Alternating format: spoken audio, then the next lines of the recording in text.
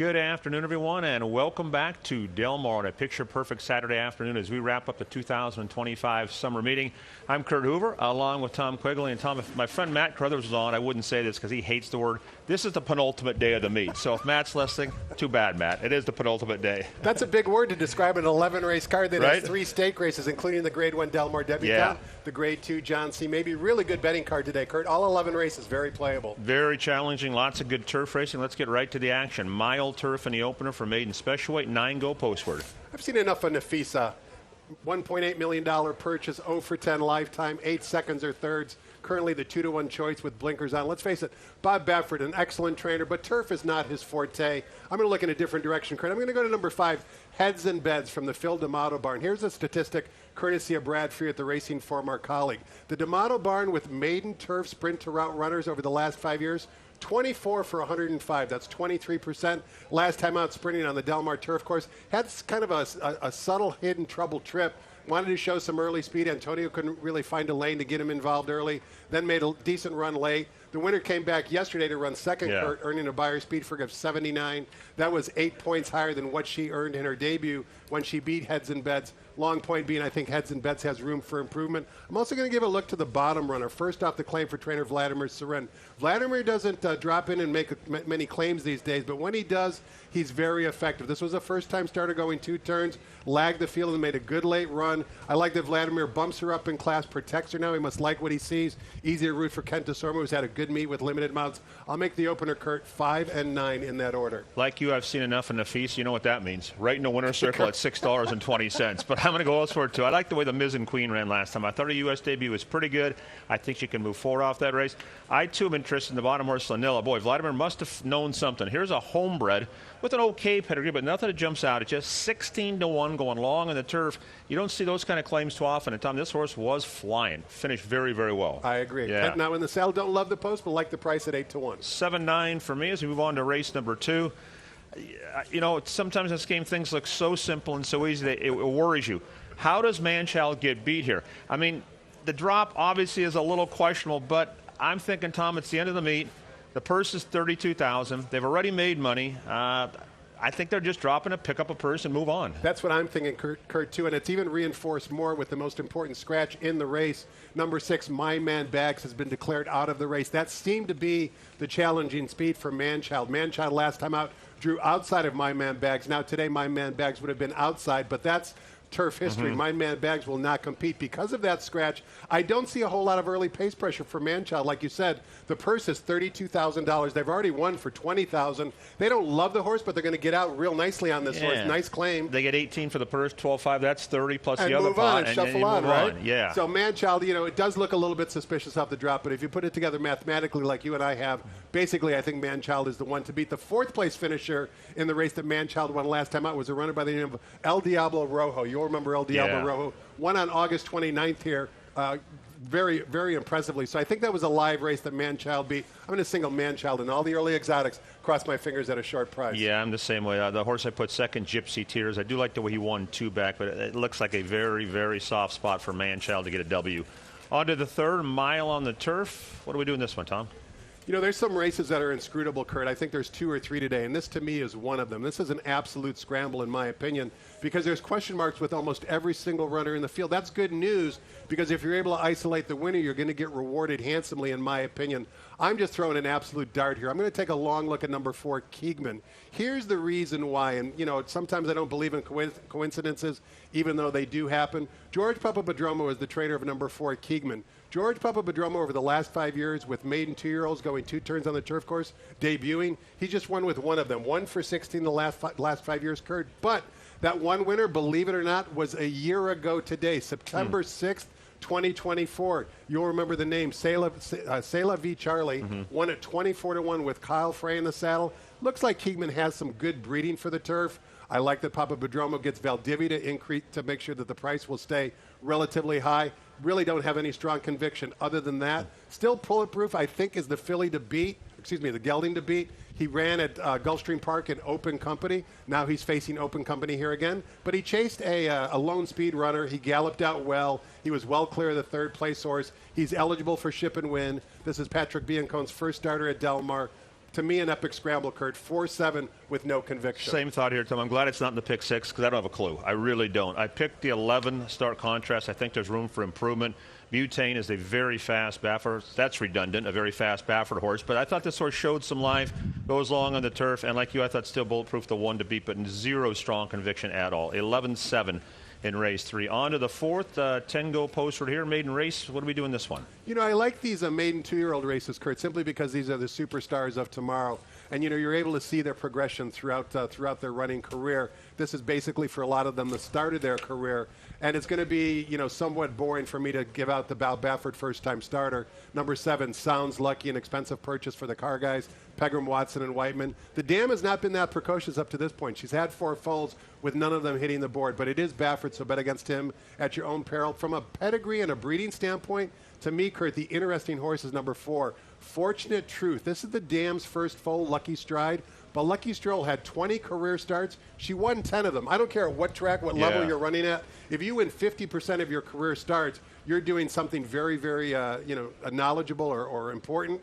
Dan Blacker, again, does not really win with first-time starters, but the last one he saddled back on September 1st, Labor Day, actually hit the winner's circle. So maybe he's been waiting to run his good 2-year-olds late in the meet. I'll make number 7. Sounds Lucky my top choice, Kurt, with a price possibility for number 4, Fortunate Truth. Yeah, I went to the inside. I like the pedigree in the 1, Mimi's Memory for George Papapadrona. The dam, much like the dam by the 4, a winner. 14 starts, 7 wins. She made $360,000.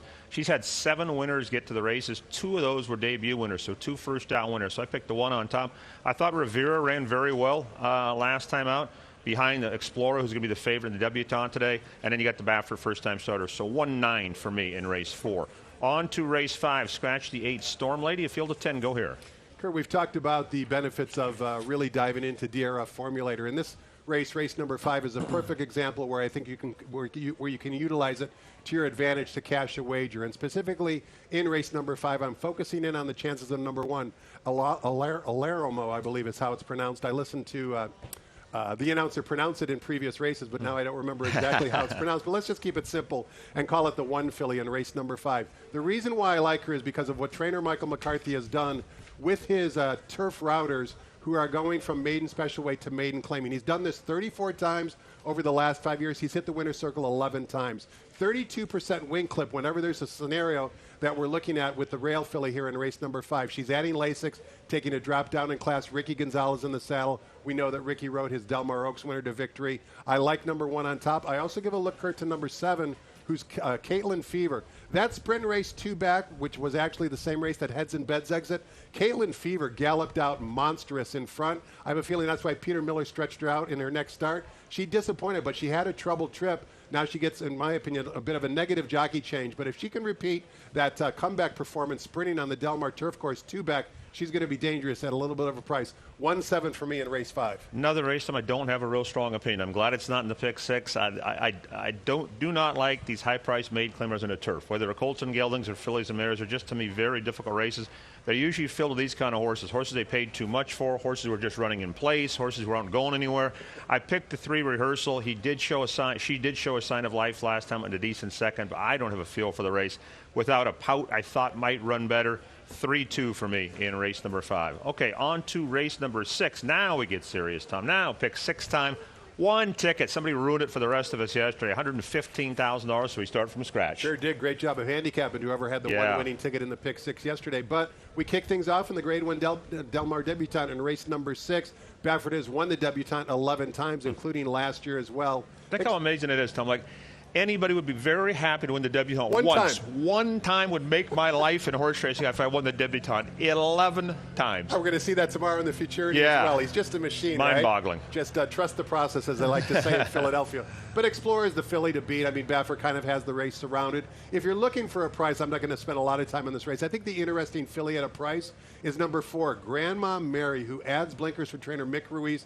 Mick has not started many at this meet, but she had some run last time out. Actually made a note that she might might like riding. Well, she's not going to route today, but she gets an extra furlong and a half to deal with. She's got a little bit of tactical speed. She's 8-1 on the morning line. If there is an upsetter, and I don't think there really is, but if you're playing the exacta, I would certainly consider Grandma Mary to round it out. Yeah, Tom, in our sport, the term freak is a positive term, right? And when Explorer 1, I wrote in my program, a freak. Anything's possible. She was so convincing and so impressive. So I'm going to single her, but I thought my price horse was Lawali. The time wasn't good, the number wasn't big, but I liked the way she did it. She's come back and trained well, and she showed some heart. So Explorer on top for me. Hamika's won twice, but let's go to the 1 off that freakish performance. On to race 7. Now, this tips off the pick 5. Take out the 3 and the 9. How do you see this one? $100,000 stakes race here for 2-year-old fillies. I really like a filly in this field. There's going to be a lot of people who are spreading throughout the race. I'm going to single on all my multi-race exotics. Number 8, Queen Bay. I would encourage you, you have plenty of time if you're watching the seminar, to go back and watch her replay. When she debuted at 5 furlongs on Santa Anita on Memorial Day weekend, Antonio Fresu never asked her to run at any point. And take a look at the betting. She was bet down to less than 1-2. She came home basically in a little bit over 12 seconds, her final eighth of a mile. If she improves just a little bit, and I think she will, because I think her connections have been patiently waiting for this race to see if they have a Breeders' Cup juvenile filly turf runner, I think Queen Bay with Juan Hernandez in the saddle at 9-2 is my single in all the multi-race sequences, because I think she has the most upside. This is not being disrespectful to any of the other connections, but the way they've been managed, I love the way that Simon Callahan and Marcia Nafee have been managing number 8, Queen Bay. And Simon Callahan has not started many, but has had a pretty good meet. His horses have been running well and some at prices. I picked the 11, You Were Sincere. I know it's kind of a slowish time. I'm not sure what she beat, but I sure like the way she finished. I love Curtis Treece's running line, Inhaled Foes. I like that one. So I put the 11 on top in a wide-open Del Mar Juvenile Fillies turf. On to the 8th, 9 go here. These are some hard-knocking allowance horses with a $50,000 optional tag.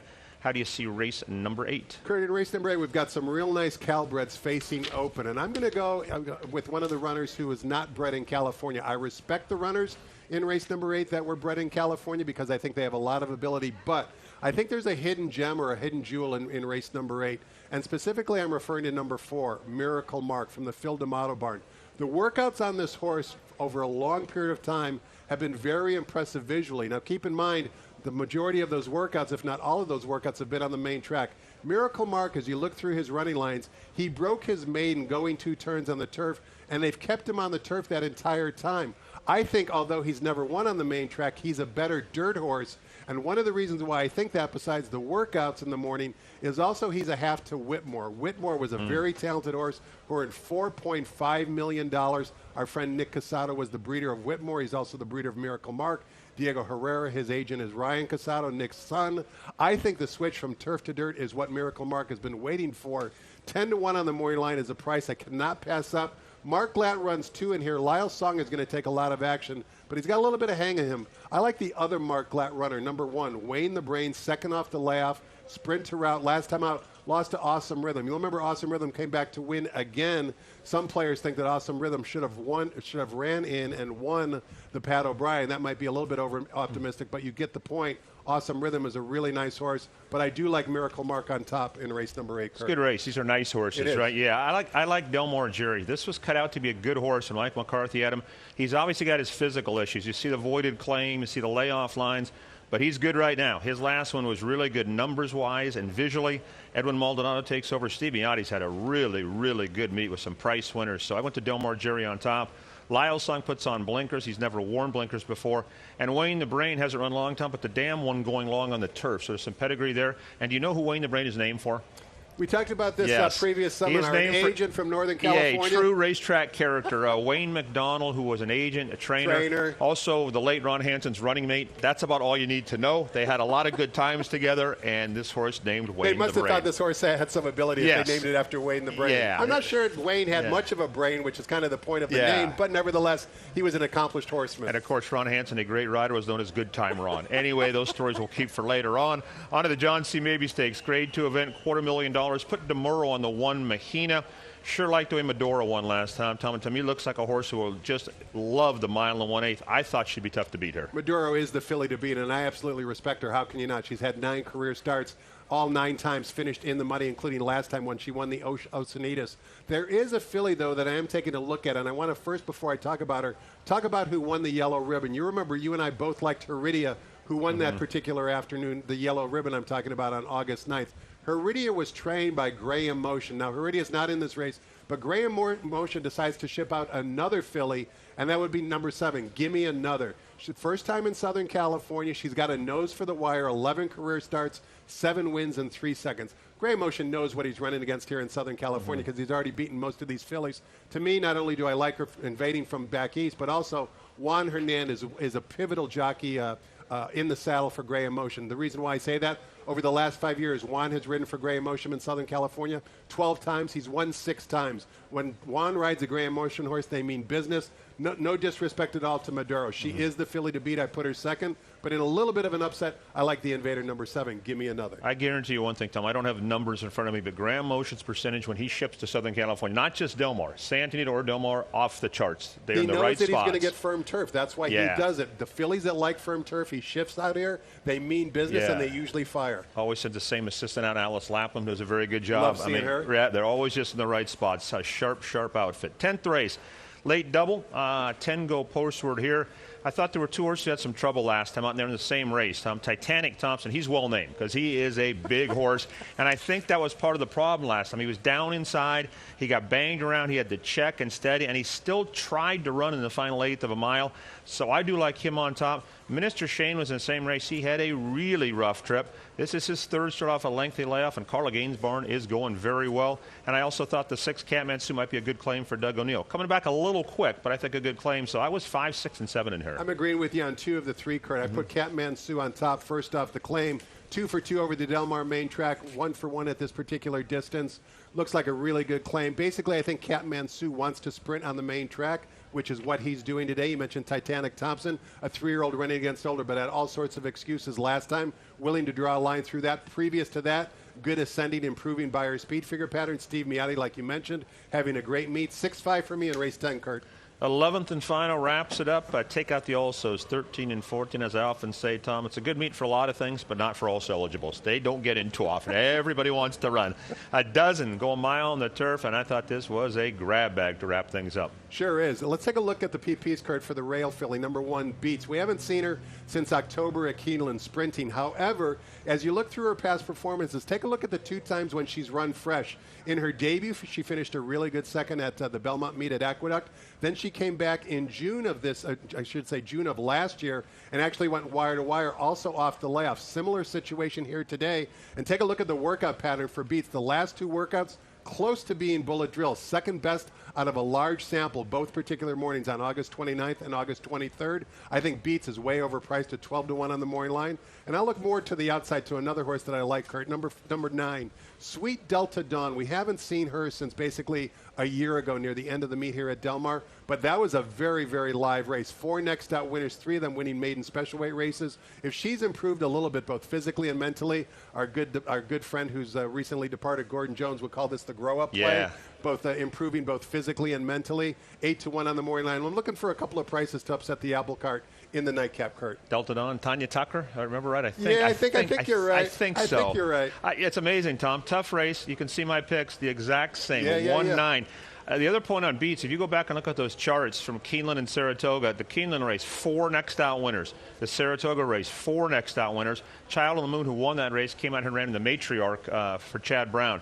Those were super live races, and I'm with you on Sweet Delta Dawn. So 1-9 to wrap up this really good card. Good gambling card this afternoon. Some good quality racing, Tom, and the weather's cooperating. Got a nice breeze, not hot and sticky, just a perfect day for racing. Kurt, hard to believe that almost 2 months have gone by since opening weekend. You do such a great job. A credit to you for all the hard work you do. Love working with you. Hopefully, God willing, we can do it again when the Bing Crosby meets and the Breeders' Cup is in town as well. Thank you, Tom. I don't know what I would do if I had a real job, but I sincerely mean that. Tom, thanks for your time. We'll sit down by the paddock. Thank you, Kurt. Good luck today. Tom Quigley has been my guest. Post time here for the Saturday card in 34 minutes. I'll see you in the paddock in about 15.